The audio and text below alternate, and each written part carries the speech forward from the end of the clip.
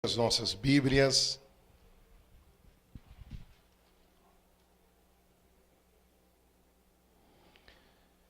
No livro de 2 Crônicas,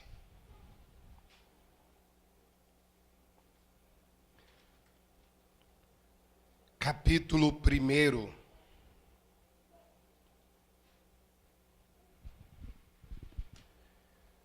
Nós estaremos lendo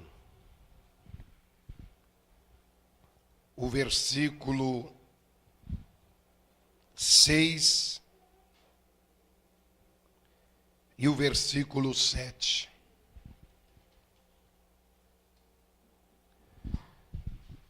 Segunda Crônicas, capítulo 1, nós vamos ler o versículo 6 e o versículo 7. Quem achou, diga glória a Deus. Para quem está tendo um pouco de dificuldade, fica depois de Reis. Para ficar mais fácil, um pouco antes de Salmos, é o livro de Crônicas. Eu estarei lendo para ganharmos tempo. Diz assim, versículo 6. Salomão ofereceu ao Senhor 1000 holocaustos sobre o altar de bronze, na tenda do encontro. Naquela noite, Deus apareceu a Salomão. Ele disse: peça-me o que quiser, que eu lhe darei. Amém, meus irmãos? Podeis assentar. Vamos dar para Jesus uma salva de palma. O nosso Deus,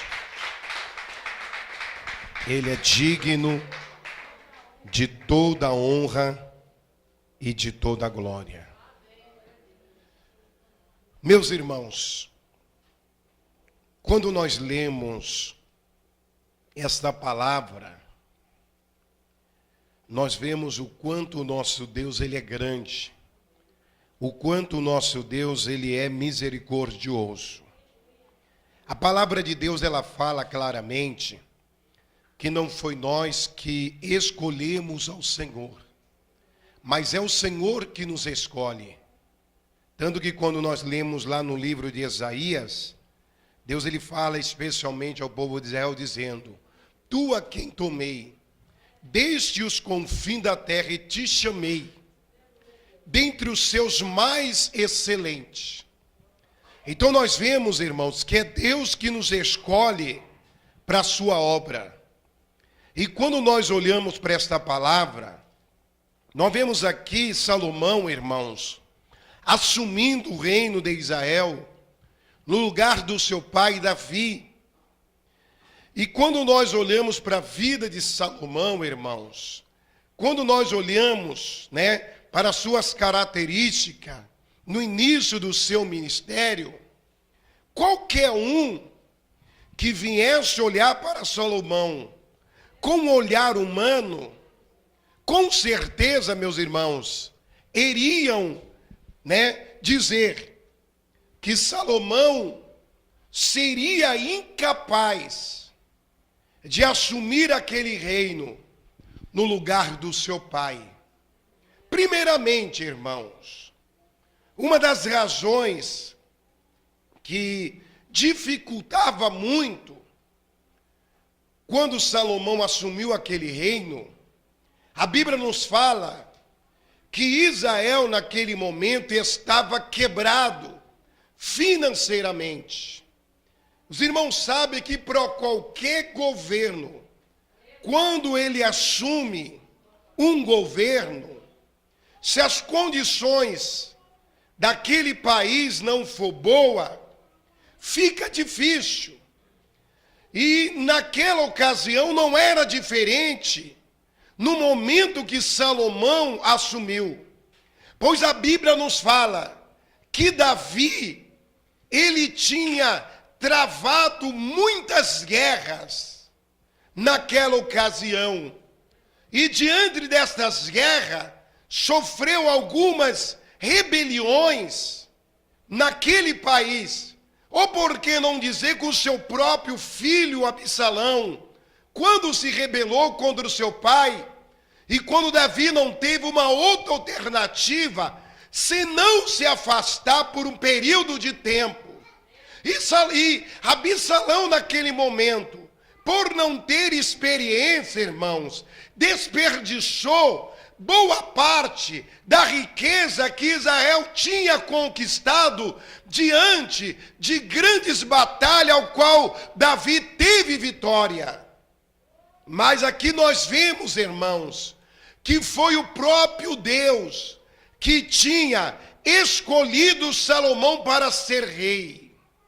Mas o que nos chama a atenção, diante desta palavra que nós lemos, irmãos, nós vemos que Davi, ele deu a Salomão muitos conselhos.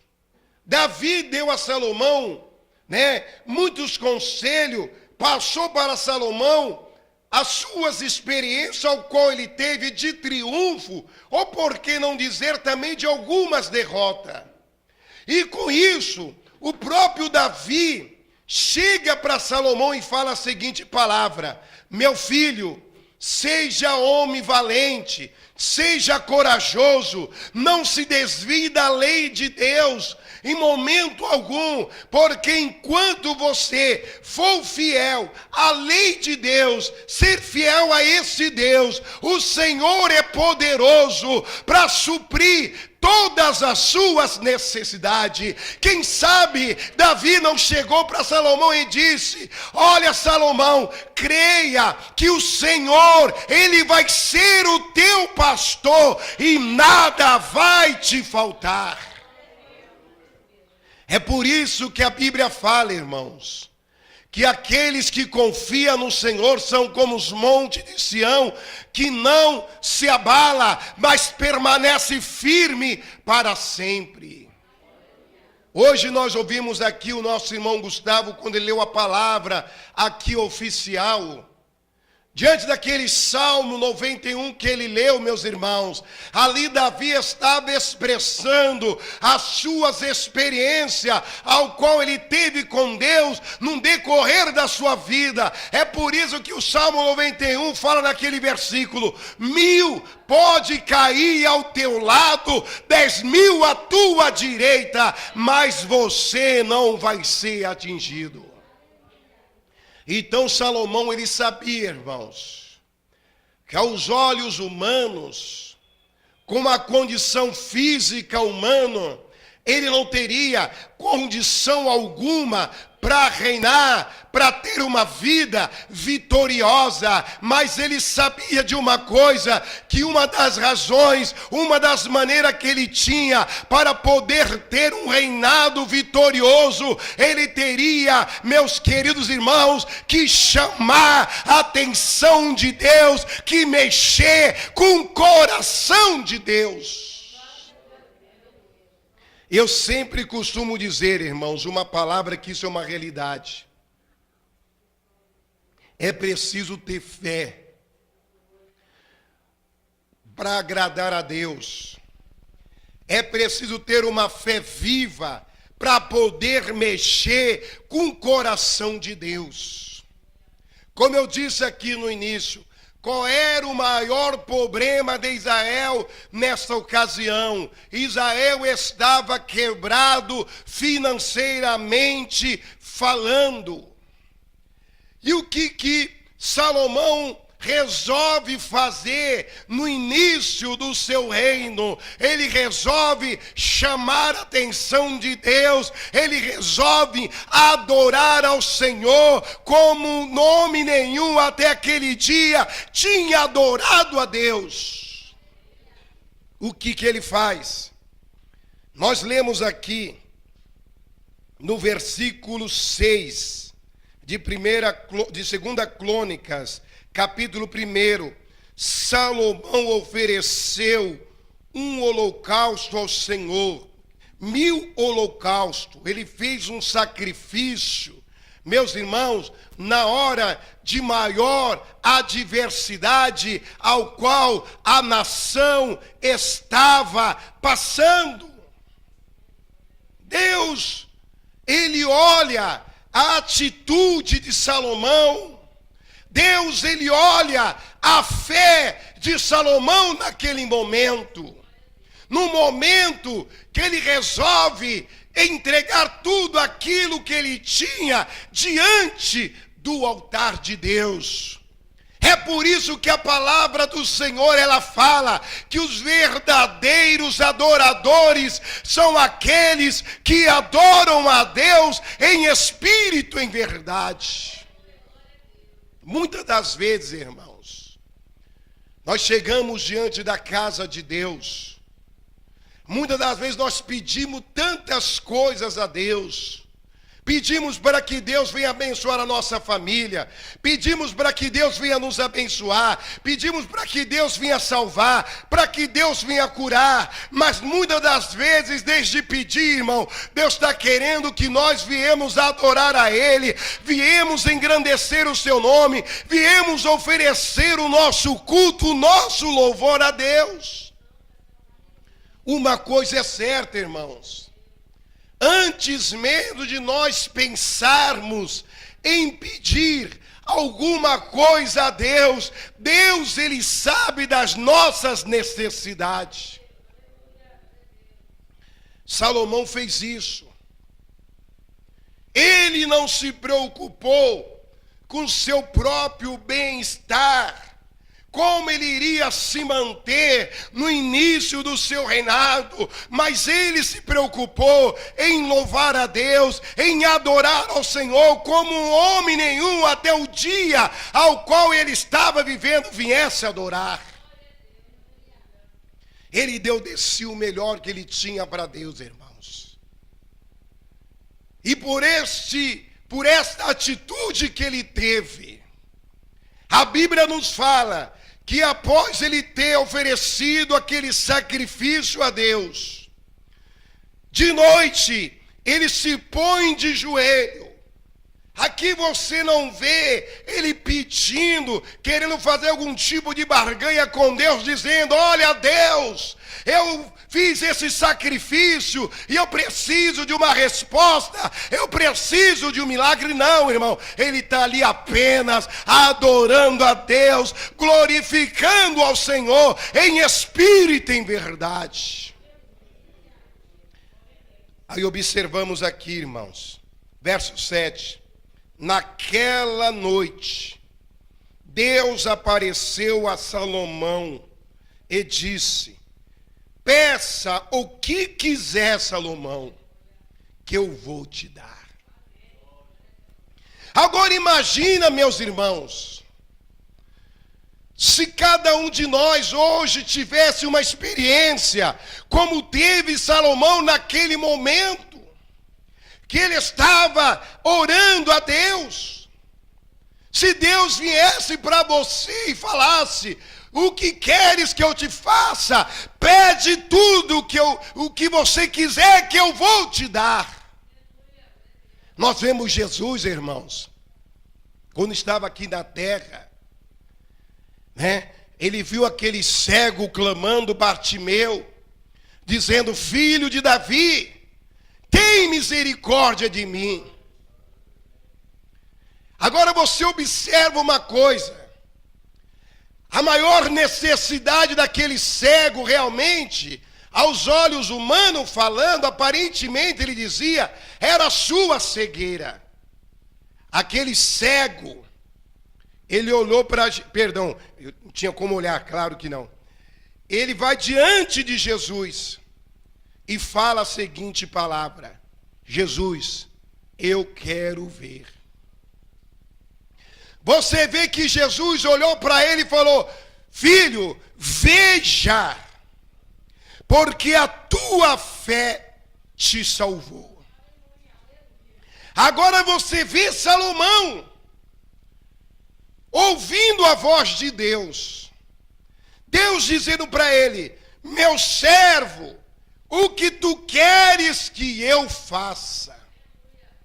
Como eu disse aos irmãos, a maior necessidade, irmãos, de Salomão, qual era? Financeira.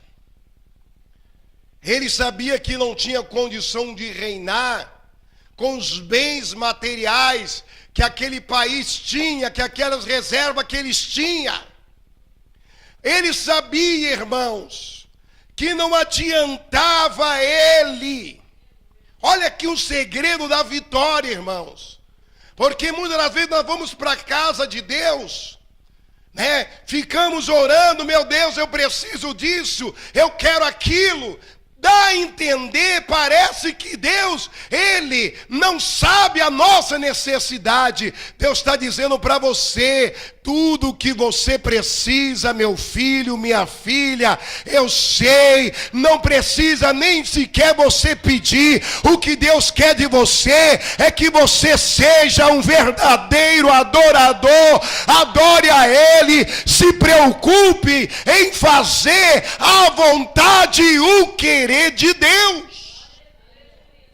Porque eu quero te dizer uma coisa: se você se preocupar em fazer a vontade de Deus, em fazer o querer de Deus, Deus, Ele vai fazer além das suas necessidades a obra na tua vida. Salomão sabia, irmãos. Salomão não poderia pedir a Deus naquele momento, porque na real essa era a sua maior necessidade, condições para poder reinar naquele reino. Mas ele sabia que esse não era o único problema. Bom seria, irmãos, olha o caminho que Deus nos leva hoje, né? Bom seria se você tivesse um problema só. Não é verdade? Bom seria se você tivesse apenas 2 problemas. Vou além. Bom seria se você tivesse apenas 3 problemas. Agora a pergunta que eu faço para cada um dos irmãos: você quer que Deus resolva um problema? 2 problemas? Ou melhor, você quer que Deus resolva 3 problemas que você tem? Ou você quer que Deus resolva todos os seus problemas? Aleluia! É você que decide, meu querido. Se você quer que Deus realmente resolva todos os seus problemas, então se preocupe em adorar e em fazer a vontade dEle, do nosso Deus. Olha os problemas. Vou tentar citar alguns problemas que Salomão tinha, irmãos. Primeiro, financeiro. A nação estava quebrada. Segundo, irmãos, ele precisava de paz. Israel vivia travando guerras e mais guerras. Guerras com as outras nações. Rebeliões entre o próprio povo, uma guerra civil, porque a guerra civil é aquela guerra que acontece com a própria pátria. Tantos problemas ele tinha, irmãos. Então não adiantava ele falar para Deus os problemas que ele queria que Deus viesse resolver, porque ele sabia que Deus tinha o pleno conhecimento de todos os problemas que ele tinha. Então ele teve, irmão, a ousadia de falar para Deus a seguinte palavra. Ele sabia, meus queridos, que Deus tinha o chamado para uma obra. Que obra era essa? Para reinar diante daquela nação. Ele sabia que ele tinha que ser um bom rei para poder agradar a Deus. Então naquele momento ele responde para Deus: Senhor, eu quero sabedoria para poder reinar, para poder te servir, meu Deus. Oh, louvado seja o nome do Senhor. Olha aí, irmão. Vamos ler que vale a pena. Eu li aqui o verso 7. Olha aqui, ó. Salomão respondeu: Tu foste muito bondoso para com meu pai Davi, e me fizeste rei em seu lugar. Agora, Senhor Deus, que se confirme a tua promessa e a de meu pai Davi, pois me fizeste rei sobre um povo muito numeroso, quanto pó da terra. Aí você vê o verso 10 que ele fala: dai-me sabedoria, conhecimento, para que eu possa liderar esta nação, pois quem pode governar este tão grande povo? Ele falou: dai-me sabedoria. Aí você observa o versículo 11. Deus disse a Salomão, olha bem, irmão, Deus sabia as necessidades dele. Olha o que Deus responde: já que este é o desejo do teu coração, e você não pediste riquezas, nem bens, nem honra, nem a morte dos seus inimigos, nem vida longa, mas sabedoria e conhecimento para governar o meu povo, sobre o qual te fiz rei, você receberá o que pediu, mas também lhe darei riquezas, bens, honra, como nenhum rei antes de você teve e nenhum depois de você terá. Está entendendo, irmãos? Muitas das vezes, o servo do Senhor, ele não recebe o melhor de Deus, irmãos, porque muitas das vezes ele se torna egoísta, porque muitas das vezes ele se preocupa no seu próprio bem-estar e deixa as coisas de Deus em último plano. Mas o que nós aprendemos aqui, irmão, com a palavra de Deus? Que nós temos que honrar a Deus, nós temos que colocar Deus em primeiro plano, porque quando assim nós fazemos, irmão, Deus ele também nos honra. Olha o que diz a palavra do Senhor no livro de Isaías, capítulo 45, versículo 3, promessa de Deus para nossas vidas, diz assim: darei a você os tesouros das trevas, as riquezas armazenadas em locais secretos, para que você saiba que eu sou o Senhor, o Deus de Israel, que te convoco pelo teu nome. Há muitas bênçãos, há muitos mistérios que estão ocultos para muitas pessoas, meus irmãos. Mas Deus, ele quer revelar esses mistérios. Deus, ele quer nos dar destas bênçãos para nós aqui na terra. Mas que para que nós possamos viver destas bênçãos, viver o sobrenatural de Deus aqui na terra, irmãos, nós temos que fazer a vontade de Deus, honrar o Senhor, colocar ele como primeiro na nossa vida. Aí então, irmão, nós vamos viver o melhor de Deus nesta terra. Porque Salomão alcançou isso, irmãos. Porque ele soube chegar diante de Deus. Então que nesta noite o Espírito Santo possa falar melhor em cada coração. Que você possa fazer propósitos com Deus. Eu dou aqui um exemplo, irmãos.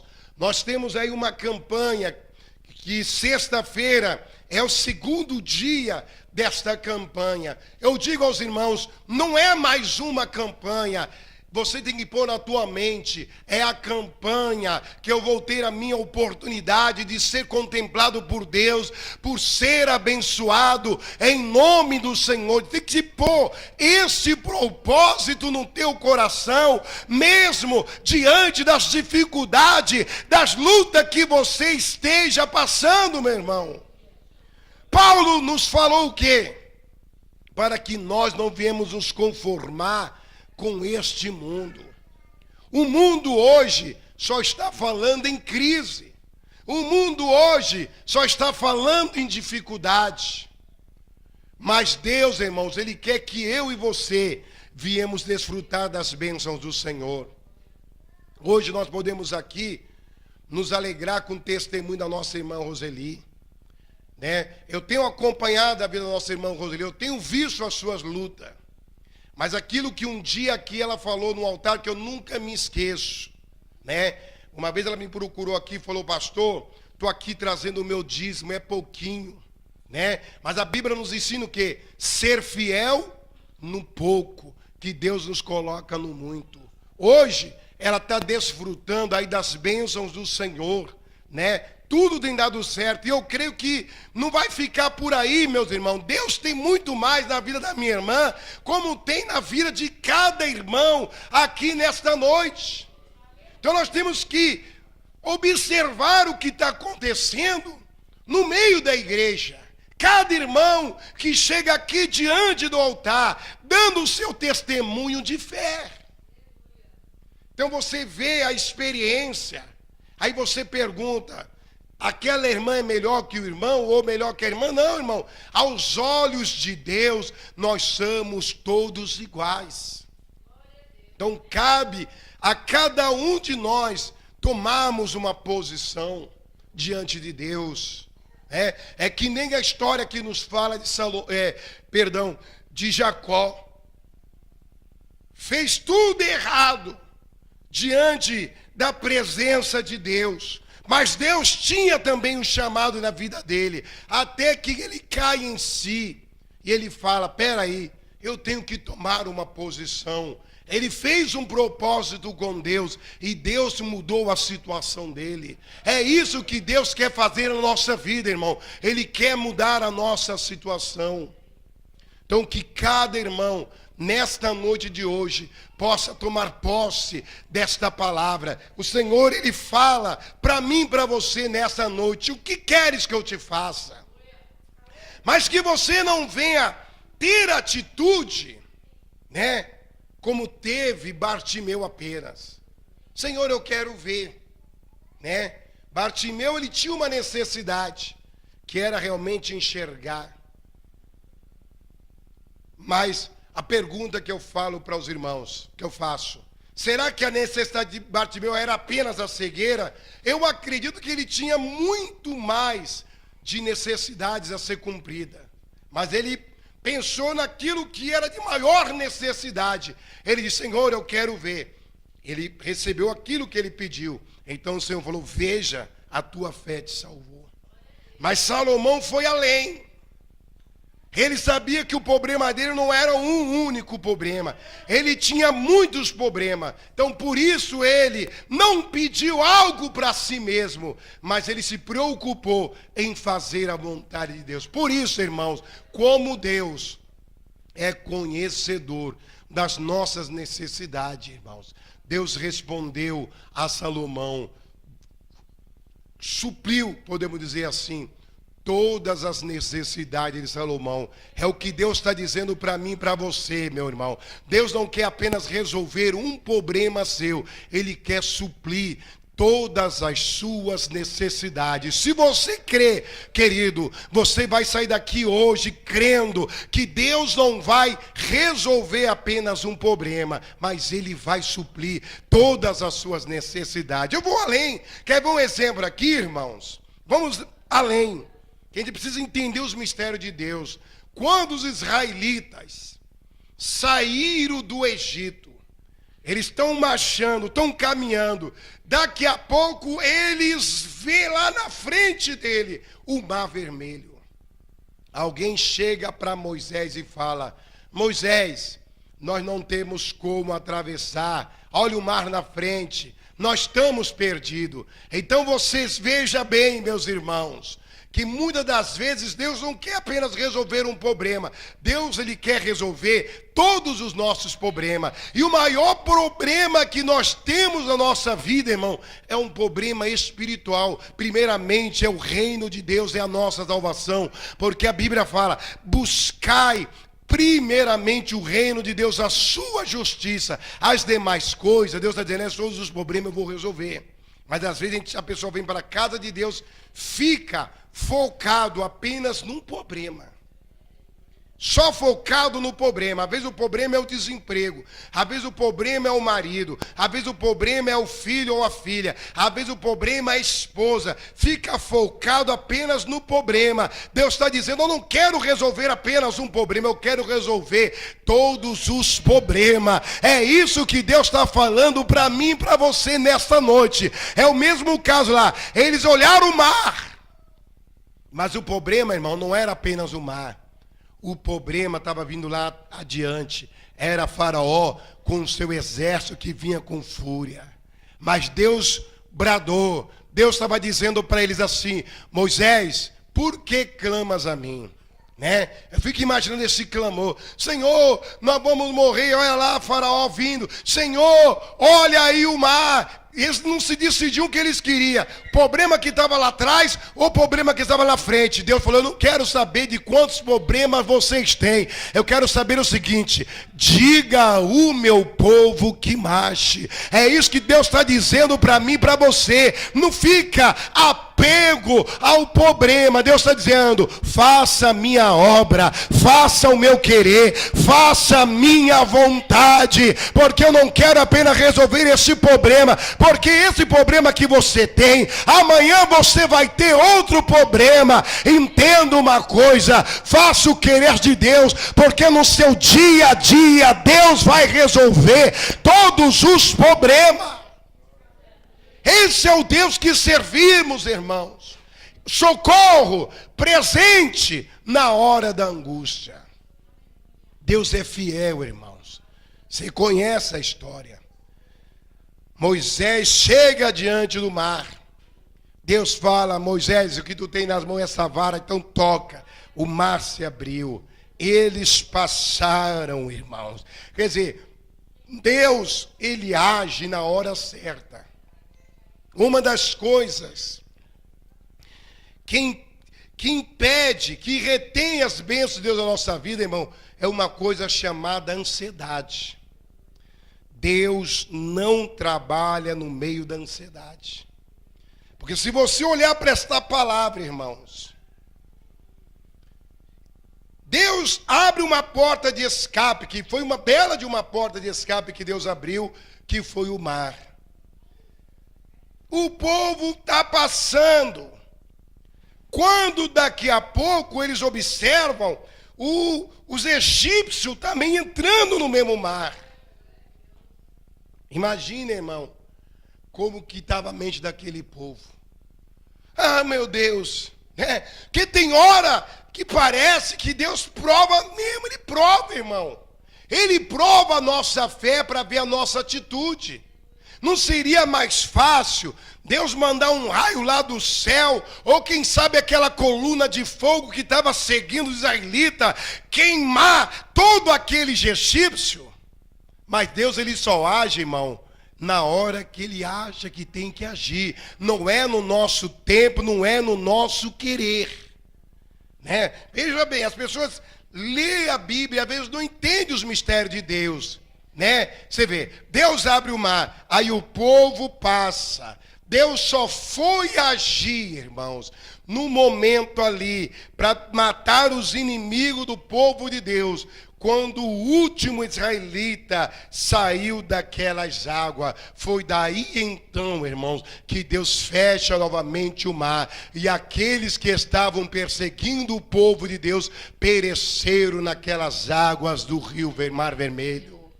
Então entenda isso, irmãos. Não fique questionando a Deus, mas esteja, acima de tudo, fazendo o querer de Deus. Esteja fazendo a vontade do Senhor. Porque saiba de uma coisa, seus problemas, Ele é fiel para resolver.